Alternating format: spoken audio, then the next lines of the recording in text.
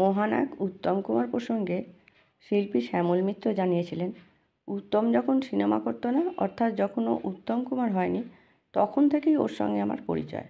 তখন থেকেই ও আমার বন্ধু। চক্রবেড়িয়ার মোড়ে মোহিনীমোহন রোডের এক আড্ডায় আমরা নিয়মিত আড্ডা দিতাম। এই সময় ও পোর্ট কমিশনার্সে চাকরি করত। একদিন এসে বলল কামনা নামে একটা ছবিতে ও নাকি হিরো হচ্ছে। আমরা বন্ধুরা তো খুব খুশি হলাম।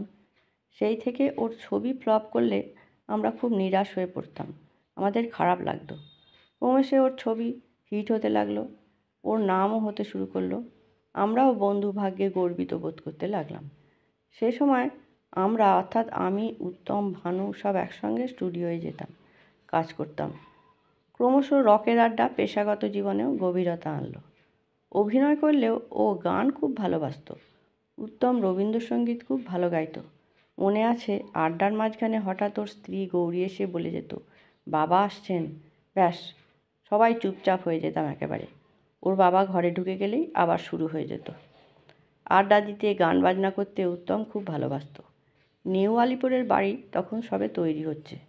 ছাদ হয়েছে, ছাদের সিঁড়ি হয়নি তখনও। ঠিক হলো জ্যোৎস্না রাতে ছাদে আসর বসবে। শুনে গৌরী বলল সেও যাবে। উত্তম গৌরীকে রাগিয়ে দেওয়ার জন্য বলল, না না, তুমি পারবে না।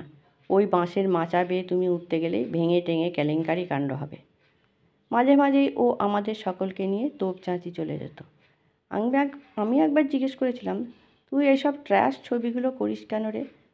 উত্তর দিয়েছিল, উপায় নেই, ওই ছবিগুলোতে আমি কাজ করলে টেকনিশিয়ানসরা কাজ পাবে। এইসব কথা ভেবেই ওইসব ছবিতে কাজ করি।